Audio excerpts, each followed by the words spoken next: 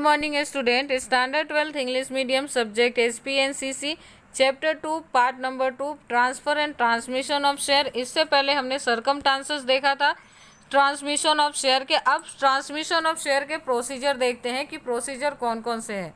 ठीक है, दिख रहा है आपको procedure of transmission of share.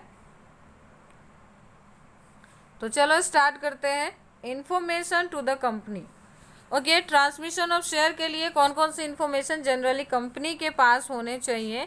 तो इंटीमेशन अबाउट डेथ, कंपनी को ये पता होना चाहिए कि जो उस कंपनी का शेयर होल्डर था उसकी डेथ हो चुकी है। उसी सिचुएशन में प्रोसीजर स्टार्ट होगा किसका, ट्रांसमिशन ऑफ शेयर का। तो यहाँ देख लेते हैं, legal successor of a shareholder has to inform the company about the death of shareholder. जो लीगल सक्सेसर है या जो नॉमिनी है, जो हेयर है, उसको क्या बताना रहेगा, कंपनी को ये इन्फॉर्म करना रहेगा कि जो मेरे जो फादर थे, मदर थे या जो भी रिलेटिव थे उनकी डेथ हो चुकी है और उनका सक्सेसर मैं हूँ, इसलिए कंपनी मेरे नाम पे शेयर ट्रांसफ़र करेगी। First shareholder has to deceased in case of joint shareholding other shareholder had to inform a company and the procedure of death certificate. Okay, पहले ये बताना रहेगा कि किस वजह से उनकी first shareholder is deceased. Okay, पहले क्या बताना रहेगा, in case of joint shareholding, अगर एक से ज़्यादा लोग मिलकर शेयर परचेज किए होंगे तो उस सिचुएशन में क्या होगा, अदर शेयर होल्डर होंगे तो क्या होगा, तो उस बार हम कंपनी को क्या बताएंगे, इन्फॉर्म करेंगे कि ये किस तरह के शेयर होल्ड करते थे, क्या साथ में मिलकर खरीदा था, खुद से खरीदा था, अदर शेयर होल्डर में आते थे, क्या रीज़न था वो भी बताना रहेगा। प्लस आपको जो डेथ सर्टिफिकेट होगा वो भी जमा करवाना रहेगा। ऐसा हम कैसे मान लें कि वो बंदा मर गया है, इसलिए आपको क्या प्रूफ करना पड़ेगा कि ये व्यक्ति सच में मर चुका है।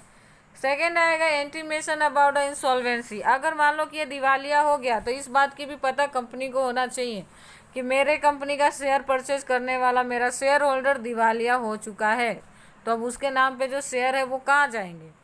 When shareholder is declared insolvent, the company has to be informed the receiver appointed by court। तो जो रिसीवर है जिसको कोर्ट ने अपॉइंट किया है, ठीक है, इंसॉल्वेंसी के केस में क्या करती है कि कोर्ट एक रिसीवर को अपॉइंट करती है। ओके, इन विच सर्कमस्टांसेस कोर्ट अपॉइंटेड और रिसीवर, तो याद रखने का इंसॉल्वेंसी और लुनेटिक, जब शेयर होल्डर या तो इंसॉल्वेंट हो जाता है या फिर अनसाउंड माइंड और लुनेटिक हो जाता है, उस सिचुएशन में क्या करते हैं हम, एक रिसीवर को अपॉइंट करते हैं। कौन अपॉइंट करता है, तो कोर्ट अपॉइंट करता है। थर्ड आता है इंटीमेशन रिगार्डिंग द लुनेटिक और अनसाउंड माइंड। अगर व्यक्ति पागल हो जाता है, अनसाउंड माइंड हो जाता है, तो इस बात का पता भी कंपनी को चलना चाहिए। Whenever shareholder is declared lunatic by court, his guardian और trustee is appointed by court. Okay, यहाँ पे आपने देखा इंसॉल्वेंसी में कौन अपॉइंट हुआ था कोर्ट की तरफ से, तो रिसीवर। लुनेटिक और अनसाउंड में कौन अपॉइंट होगा, तो गार्डियन और दूसरा होगा ट्रस्टी। याद रहेगा आपको, याद रखने का, in case of insolvency whom court appointed as a successor, तो याद रखने का रिसीवर। अब क्वेश्चन नेक्स्ट ये बनेगा कि इन केस ऑफ लुनेटिक और unsound mind whom court is appointed, तो याद रखने का ट्रस्टी और गार्डियन। द गार्डियन और trustee should inform the company, company को ये बताना रहेगा कि कोर्ट जो है इस व्यक्ति को अनसाउंड माइंड डिक्लेयर कर दिए, इसलिए इसके नाम का शेयर एज अ गार्डियन मेरे नाम पे ट्रांसफ़र होना चाहिए। नेक्स्ट अब पॉइंट नंबर 2 आता है, वो पॉइंट नंबर 1 था, देखा आपने, information to the company. Information to the company में क्या था, intimation about death, intimation about insolvency and intimation regarding lunatic और अनसाउंड माइंड। अब दूसरा पॉइंट ये आता है वेरिफिकेशन ऑफ ओनरशिप डॉक्यूमेंट। अब हमें, आपने शेयर होल्ड किया तो आपके पास कुछ ऐसे डॉक्यूमेंट तो होंगे ना जो ये बताता होगा कि हाँ, जो व्यक्ति अनसाउंड माइंड हुआ है, लुनेटिक हुआ है या मर गया है, वो मेरे कंपनी का शेयर होल्ड करता भी था। तो इसके लिए आपको क्या करना पड़ेगा, डॉक्यूमेंट वेरिफिकेशन करवानी पड़ेगी।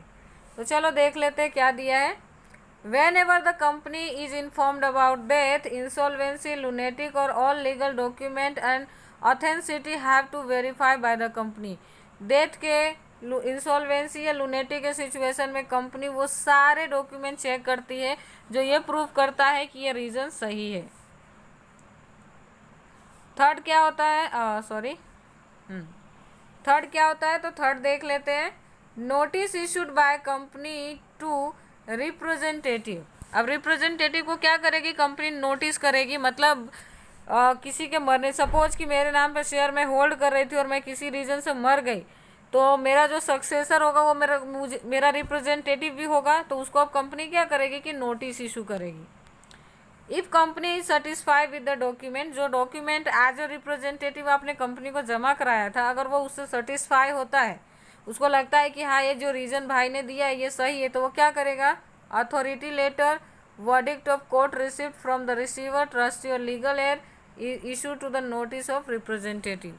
तो कंपनी उसे क्या करेगी, एक नोटिस इशू करेगी जो ये बताएगा कि वो रिसीवर है, ट्रस्टी है या लीगल एयर है। नेक्स्ट है resolution of BOD. After receiving the reply of notice, BOD transfer of share the name of legal representative and pass resolution। ये सारे प्रोसीजर खत्म होने के बाद हम BOD की क्या करेंगे, मीटिंग बुलाएंगे, वहाँ से मेजोरिटी के साथ क्या करेंगे, एक रिजोल्यूशन पास करवाएंगे जो ये साबित करेगा कि इस ट्रांसफ़र से हमें किसी तरह की प्रॉब्लम नहीं है। After passing such a resolution, necessary entries made in the share transfer register. एक बार रिजोल्यूशन पास हो जाता है बीओडी की तरफ से, तब जो नेसेसरी, जो कंपनी के मेंबरशिप रजिस्टर्ड होता है, अदर रजिस्टर्ड होते हैं, उसमें जो भी नेसेसरी एंट्रीज जरूरी होगा वो हम नेसेसरी एंट्रीज करेंगे। नेक्स्ट आता है, नेक्स्ट पॉइंट देख लेते हैं, point number 5, to issue new share certificate and entry the name of registered of members. After the resolution the share transmission of new member name enter in the registered of member. क्योंकि पहले वाला व्यक्ति क्या हो गया, अब इस हालात में नहीं है कि वो अब पहले की सिचुएशन में आके आपके शेयर को होल्ड करे, तो इसलिए अब हम उसका नाम हटा के क्या करेंगे, न्यू मेंबर जो कि उसका सक्सेसर, एयर या रिप्रेजेंटेटिव या एडमिनिस्ट्रेटर या रिसीवर है, उसका नाम हम क्या करेंगे, रजिस्टर्ड ऑफ मेंबर में ऐड कर देंगे। द न्यू शेयर होल्डर और representative are formed inform to collect a new certificate. और फिर उस बंदे को हम इन्फॉर्म करेंगे कंपनी की तरफ से कि आपका न्यू शेयर सर्टिफिकेट बन गया है, आप आके उसे कलेक्ट कर सकते हो। तो ये था इसके प्रोसीजर शेयर ट्रांसमिशन के।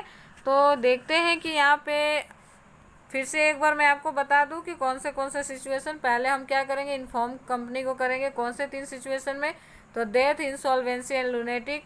दूसरा पॉइंट क्या आएगा, वेरिफिकेशन ऑफ ओनरशिप डॉक्यूमेंट, जो ये डॉक्यूमेंट हमें दिखाना है जो ये दिखाता हो कि सच में ये व्यक्ति इस कंपनी के शेयर होल्ड करता था। थर्ड हम क्या करेंगे, नोटिस जारी करेंगे किसको, रिप्रेजेंटेटिव को, जो शेयर होल्डर का रिप्रेजेंटेटिव है। फोर्थ करेंगे रिजोल्यूशन पास करवाएंगे, कहाँ, बीओडी के मीटिंग के अंदर। और फिफ्थ क्या करेंगे, न्यू शेयर सर्टिफिकेट इशू करेंगे और रजिस्टर्ड में क्या करेंगे, नए वाले शेयर होल्डर का नाम ऐड करेंगे। तो ये था हमारा प्रोसीजर जो यहाँ फिनिश होता है। नेक्स्ट लेक्चर में डिस्कस करते हैं difference between share transfer and transmission, जो कि इस चैप्टर का लास्ट क्वेश्चन होगा।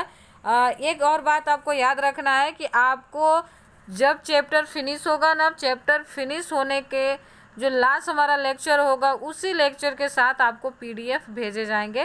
तो आपको कंफ्यूज बिल्कुल भी नहीं होना है कि पीडीएफ कब आएगा, कैसे आएगा, ठीक है। चैप्टर फिनिश होने के साथ साथ उसके एक्सरसाइज के पीडीएफ आपको मिल जाएंगे। Thank you.